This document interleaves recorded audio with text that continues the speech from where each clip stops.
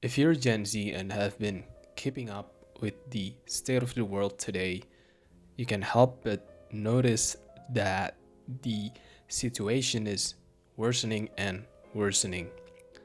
Things like the rise of property price, increase in commodity price, degree inflation, and job scarcity, where now entry level white collar jobs require more and more qualification that are not entry level. Decrease in fertility due to increase of professional pressure and decreasing wages and increase in working hours. And now with the Iran and the US war, we are at the risk of approaching World War III.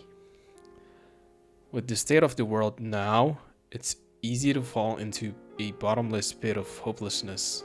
And if we were to compare Gen Z to the boomer generation, most things are worse than they were back then. What if I tell you that it can and could get so much worse for us?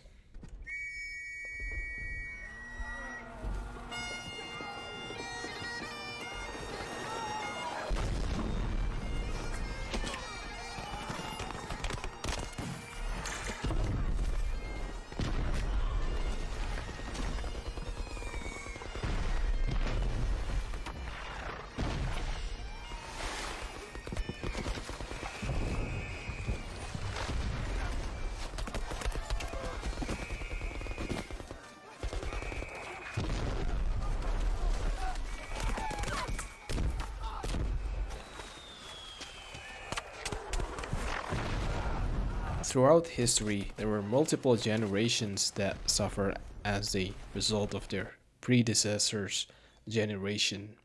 Such is the case for the lost generation. The lost generation refers to the generation that participated in World War I. They were born between the years of 1883 and 1900. They came of age during World War I or slightly before or slightly after it. The lost generation lost their youth due to the war, and they were consumed by the consequences of a few ruling individuals who fought for greed and bravado.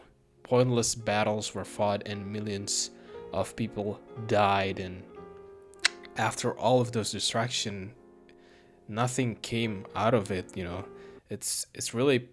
It was really pointless.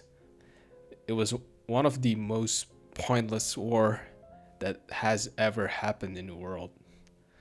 And they were dying to protect not themselves or their families, but for a few ruling elites. And it cannot be more relevant now with the US Zionist and Iran conflict, where people get sent thousands of miles away from their homes to lands that they have no connection to.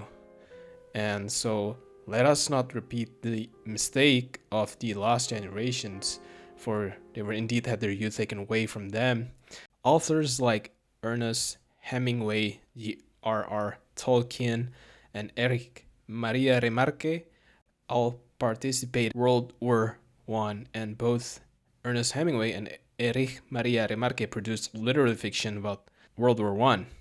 All Quiet on the Western Front is perhaps one of the most well-known novel about World War I. It was written by a German World War I veteran, Erich Maria Remarque.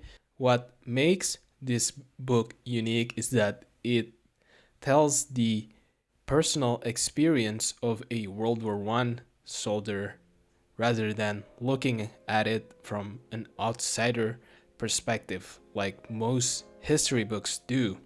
And now let's hear it in his own words. This book is to be neither an accusation nor a confession, and least of all adventure, for death is not an adventure to those who stand face to face with it. We'll try simply to tell of a generation of men who, even though they may have escaped its shells, were destroyed by the war. One seemed to be fighting over nothing. French and the German, what was the difference between them, really? I mean, other than the uniforms. saw the same thing up on the surface. People fighting over the most petty things, like bottle caps. By the time of making this video with the Iran and US Zionist war, tens of thousands of US service members have already been deployed in the Middle East, and there are already casualties from both sides. And from the Iranian side, the casualties are much, much larger in there, and there have been innocent civilians killed. And for what? The lives of courageous American heroes may be lost, and we may have casualties. That often happens in war. Some of you may die, but it's a sacrifice I am willing to make. And my question to the people who traveled across the globe to a land that they have no connection to, only to die there far away from their families, for what? People should wake up to the fact that they are potentially dying and potentially taking the lives of other human beings for people who do not love them, do not care for them, but want their money. The people that shall not be named, and if you call them out, they are going to label you as such and such. We have enough problems already, and we don't need more.